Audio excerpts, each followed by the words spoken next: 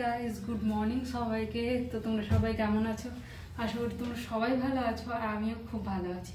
তো আজকে হচ্ছে কি বাজছে না, ভুলে যাই পুরো। আজকে হচ্ছে শুক্রবার।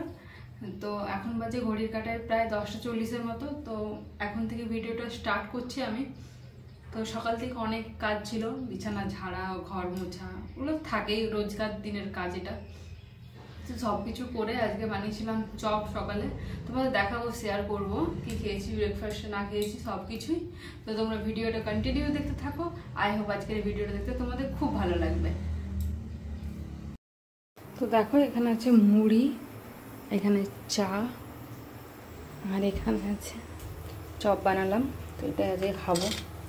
তো চলো, আজকের ব্রেকফাস্ট অন্য কিছু বানাইনি আর।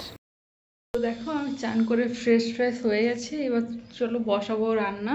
কি কি রান্না করছি সেটাই শেয়ার করবো তোমাদের সাথে। তো চলো দেখতে থাকো তোমরা।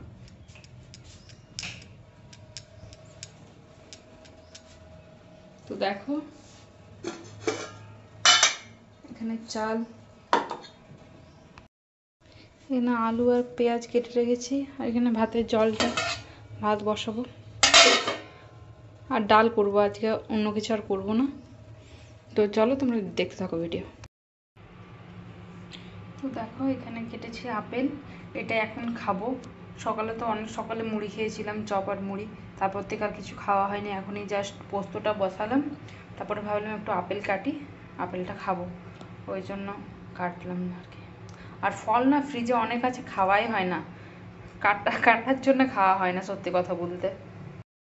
তো দেখো, এখানে বড় এনেছে ফুচকা, এটাই খাবো এখন। এখন প্রায় বাজে তোমার 5:30 মতন। ও এনে দিয়ে পর গেল জাস্ট অফিস। চলো ঢালি। তো তোমাদের অনেক কমেন্ট করেছো যে কোয়ার্টারে ভাড়া লাগে কি লাগে না, আরও কি কি জিনিস পাওয়া যায় কি পাওয়া যায় না, তো সবটা শেয়ার করব। তো প্রথমে একজন কমেন্ট করেছিল যে কোয়ার্টারে ভাড়া লাগে কি না। তো কোয়ার্টারে থাকতে গেলে তো ভাড়া তো লাগবেই। ভাড়া লাগে আমাদের 2700 টাকার মতো। তার মধ্যে তোমার দুটো রুম না, 3টে রুম, 2টো বাথরুম, কিচেন। এমনিতে নর্মাল সিভিলিয়ানে তোমরা ভাড়া থাকতে চাও তাহলে এতগুলো পাবে না সত্যি কথা বলতে। তখন একটা রুম, কিচেন, হয়তো বাথরুম ওইটাই দেবে। বাট এখানে যেহেতু এটা সরকারি কোয়ার্টার, তাই জন্য এত কিছু ফ্যাসিলিটি দিচ্ছে আমাদের।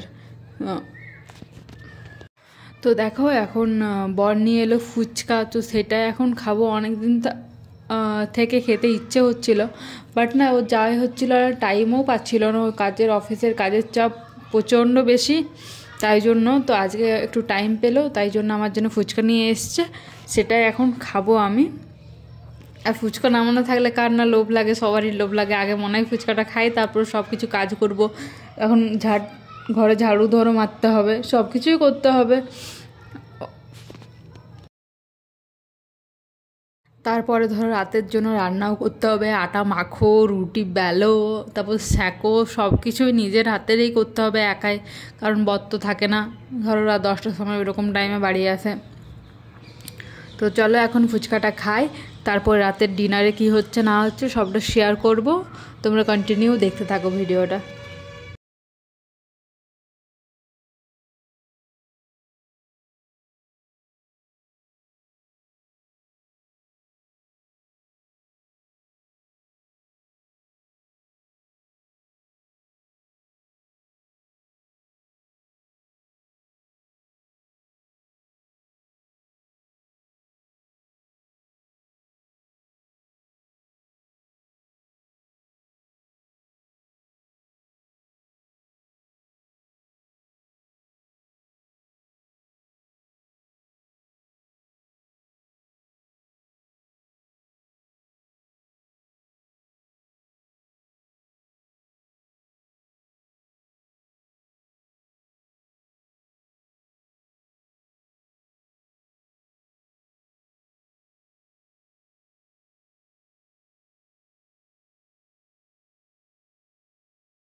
দেখো, আজকে বানিয়েছি রুটি, ডিমের ভুজিয়া, আর এখানে তড়কা, এখানে আছে মাংস।